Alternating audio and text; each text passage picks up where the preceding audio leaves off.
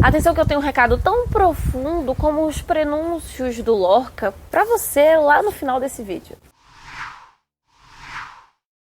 O que temos para hoje, Sanchos e Dulcineias? Eu sou a Larissa Bertolino, você está no canal Uma Garota Quixotesca. Todos os quadros serão aqui com resenhas inéditas, com vlogs especiais dedicados para o lugar em que a literatura tem nas nossas férias. A temática desse vídeo, como eu vou começá-lo, pode parecer um pouco baixo astral para início de ano, para férias, mas calma que vai fazer sentido. Eu já te pergunto se você conhece um ser humano comum que previu a própria morte. E comum, eu digo, não só por esquecer essas figuras que nós tratamos como profetas, como gurus, sábios. Apesar do personagem de hoje não ser nada comum, ele não só prenunciou a sua morte, como profetizou, através da sua arte, várias coisas positivas e, infelizmente, algumas negativas também, que aconteceriam na Espanha do século XX. E isso, atrelado à sua genialidade e a tantas inovações que ele propôs, tanto no teatro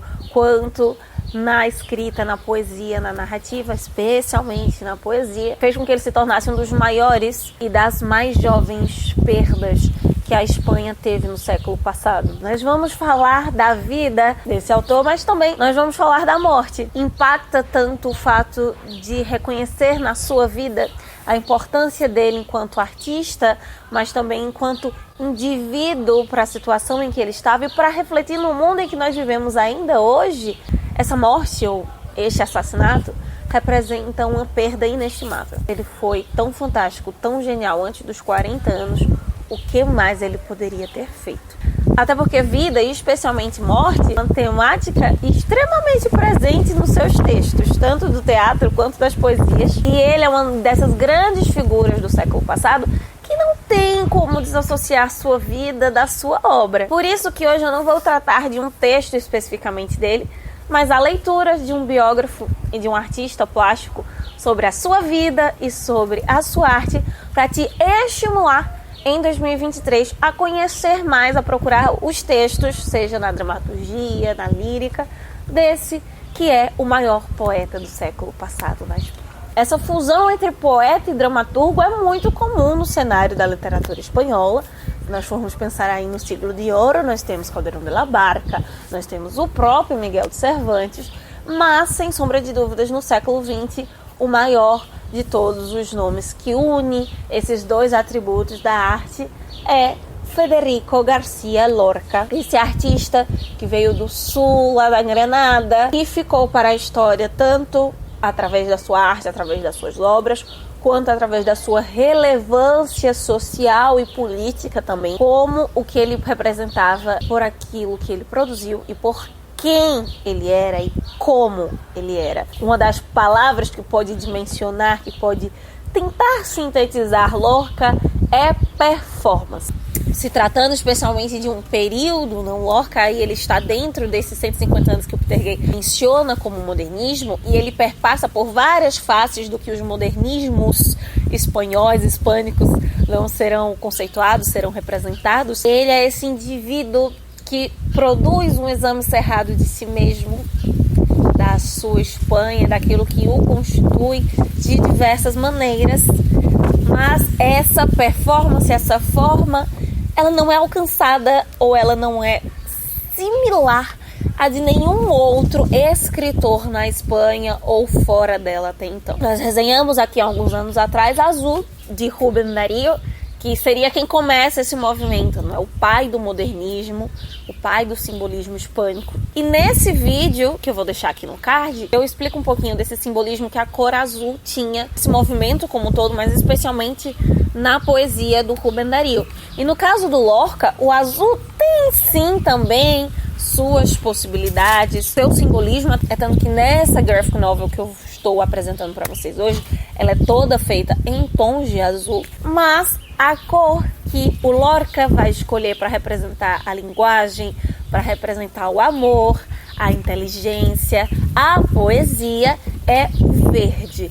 Pertence a ele um dos versos mais conhecidos da literatura espanhola. Verde que te quiero, verde. Sintetiza esse querer, essa vontade, essa quase que coexistência que o Lorca tinha com isso que ele sintetizava como verde, com o amor, com a vida, com os sentimentos, mas especialmente com a linguagem, com a poesia, como se eles fossem quase que um só. A graphic novel Vida e Muerte de Federico Garcia Lorca é produzida e escrita pelo Ian Gibson, um autor irlandês que é apaixonado por literatura hispânica. Ele já produziu outros textos, outras obras, inclusive em formatos variados, sobre o Lorca, sobre o Antônio Machado, que já apareceu por aqui também, é um grande nome da geração de 98, pelo Salvador Dalí, que vai ser um dos amores da vida do Lorca, que é também um autor desse período já de 27 para frente, o Luiz Buñuel e tantos outros nomes importantes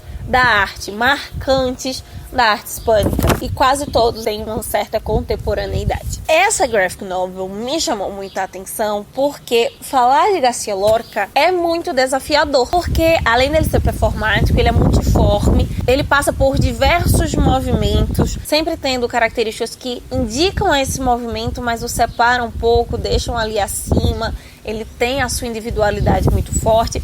Parte desses movimentos são criados pelo próprio Lorca. Você pode classificá-lo como simbolista, como modernista, vanguardista, e talvez essa seja a melhor palavra, vanguarda. O Lorca sempre estava pensando além, à frente do seu tempo. Isso às vezes de um modo tão claro que há biógrafos, há estudiosos que se dedicam exclusivamente a estudar os prenúncios, as espécies de profecias. Há quem considere, inclusive, em alguns dos seus poemas, por isso talvez morte seja tão significativa, além de outro aspecto que eu vou chegar lá a explicar, que ele havia previsto a sua morte em detalhes, e tem um poema que fica um pouco claro, mais ou menos, como Lorca foi morto. Apesar de até hoje, na história, nós não termos tantos detalhes assim como de outros personagens, outros contemporâneos seus. Por quê? O Lorca, além de valorizar a arte, valorizava aquilo que não era considerado arte, como todo bom modernista, traz essa periferia para o centro. Então, o sul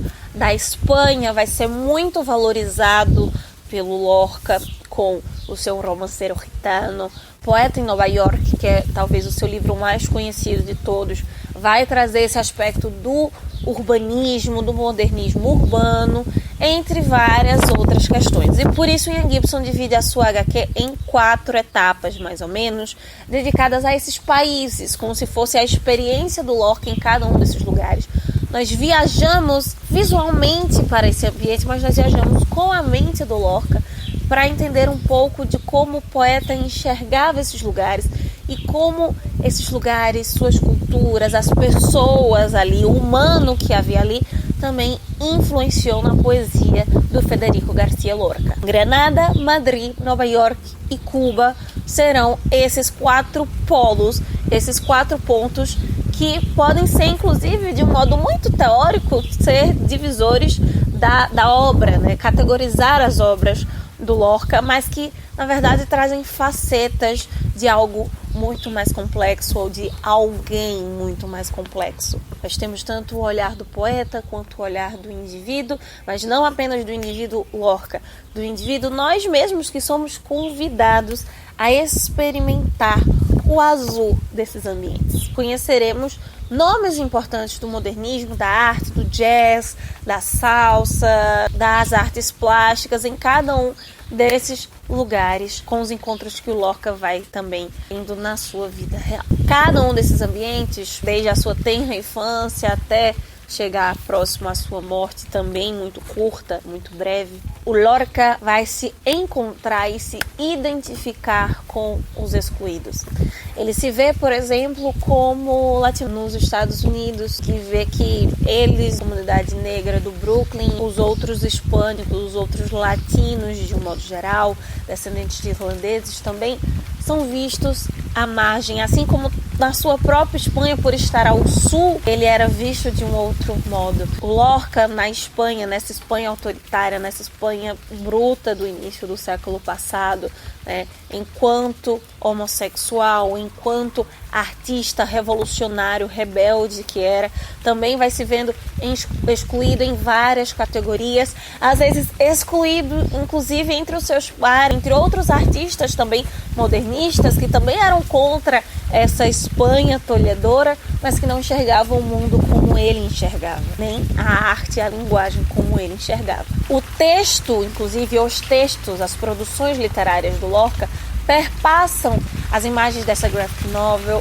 a forma, as perspectivas, as cores, o modo como a narrativa é passada através do desenho, através do lápis, do Quique Palomo. É um convite não só a entender um pouco desse simbolismo do Lorca através de uma outra mirada, mas olhar a existência, o sofrimento humano especialmente, em uma vida com um olhar único, tanto na literatura hispânica, espanhola, quanto na literatura, na arte universal. Então é isso, meus queridos cavaleiros andantes. Fica essa sugestão curta, por se tratar de um texto, mas com uma leitura um pouco mais densa, por casar tão bem, principalmente para quem já tem essas referências, a linguagem visual com a linguagem textual. Uma boa pedida para as férias, para dar esse relaxamento, para talvez intercalar ali com textos escritos, textos mais densos, mas também para ver a vida de uma pessoa tão singular, tão única do início ao fim, repensar as nossas, né, essas metas, essas reflexões que a gente tem no início do ano, talvez seja um pouquinho mais propício para rever um pouco mais disso. Eu te desejo um ano de 2023 muito mais azul, ou melhor, muito mais verde em todos os aspectos, especialmente no literário. E antes de eu me despedir de você, a cada vídeo desse mês de janeiro até o dia 27, o último vídeo, né, das quartas e nas sextas, eu vou estar te dando uma palavra-chave para juntar as dicas e você tentar descobrir qual será o primeiro livro que nós vamos ler na jornada de leitura conjunta lá em fevereiro. Eu vou estar abrindo, apresentando no dia 31, mas você tem até o vídeo do dia 27 para tentar descobrir. E a dica, anota, pega um papelzinho, uma caneta ou coloca no bloco de notas para não esquecer, ir juntando e tentar adivinhar antes do último vídeo da última sexta-feira. Eu escolhi uma palavra que vai te levar à palavra-chave, ao resultado desse enigma, mas que também tem tudo a ver com Federico Garcia Lorca. E a palavra é profecias.